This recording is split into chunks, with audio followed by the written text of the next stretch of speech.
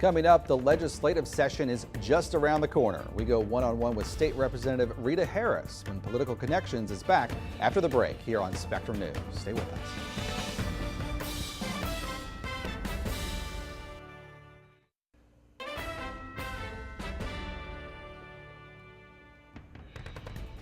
Back on Political Connections now, looking ahead to the 2025 Florida legislative session, which will likely see lawmakers tackle some familiar subjects that we've been seeing them tackle before. To talk about that and more, State Representative Rita Harris joining me right now. Thanks so much for being here, and so good to talk with you ahead of this.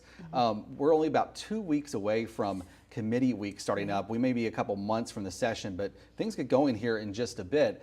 How have you been getting ready for that, and what are some of the things you do to prepare for those committee weeks in Tallahassee? Absolutely. Well, we've been filing some bills, putting them in drafting, talking to different organizations about appropriations, reaching out to stakeholders, and just getting everything ready to go. Because once committee weeks start, it's just real fast before session happens.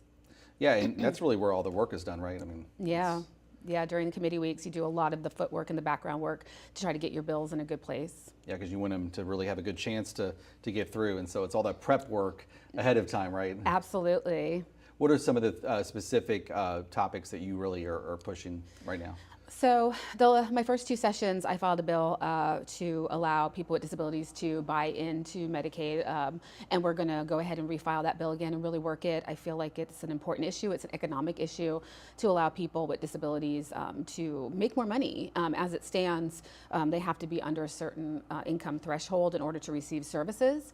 So if they have the ability to buy into Medicaid and pay for their insurance, that opens up a whole world for people with disabilities to, to be able to make the amount of money that they need to survive. And I think it's an economic issue as well as access to health care. Yeah, we've certainly covered stories where we've talked with folks who could potentially benefit from such a measure if that were to pass. So. Absolutely. We're feeling really positive about it.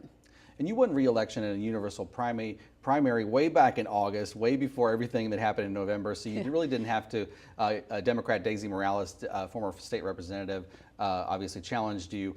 You were able to win there, so you didn't have to deal with the general election there. There were no Republican or MPA candidates in the race. So kind of what do you think about that, the fact you didn't have that opposition and have to have a contest in November, and then what did that help you? Did that give you more time back? It had to help you with that, right? Yeah, absolutely. I mean, winning in August means that you don't have to go into the real, hustle and bustle of November. It's a little bit more difficult, though. It does take different extra resources to win an open primary since everybody can vote for you. But at the end of the day, it's great to win in August and be able to focus on, session and get everything prepped and have that extra time to do that. And I know you always look at that voter turnout after the election, after that August universal primary. Some interesting numbers in this. You actually had 18% of registered Democrats and 21% of registered Republicans cast a ballot. So pretty low turnout there. You actually had more Republicans, though, voting in this. Republicans weren't staying at home at any higher rate because they didn't have a candidate. So what do you think about that?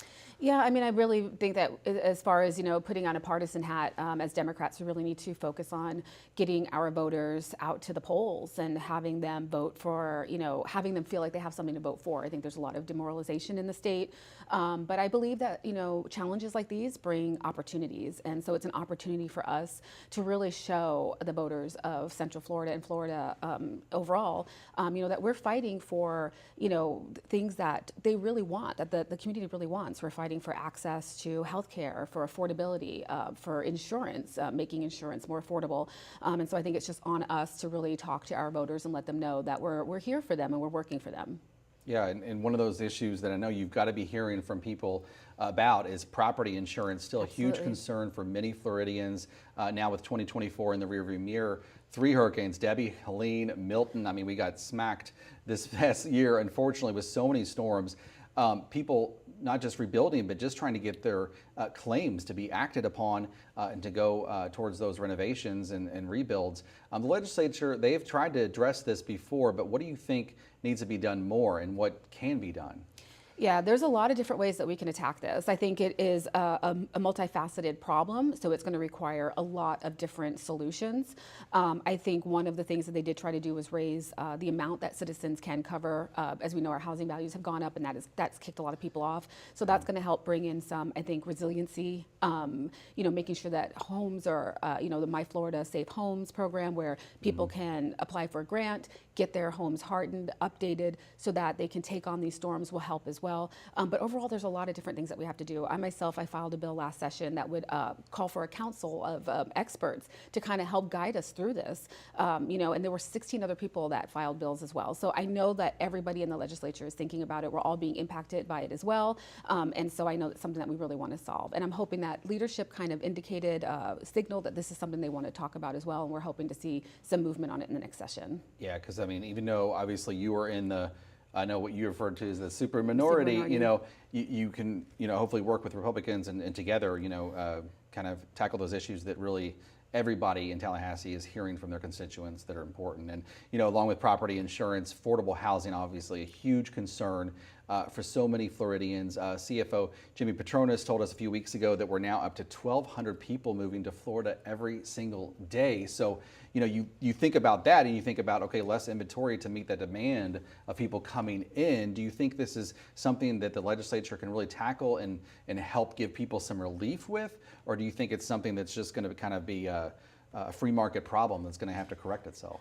Well, I know the last two sessions we did work on making sure the Sadowski Fund was fully funded, which is dedicated to ensuring affordable housing.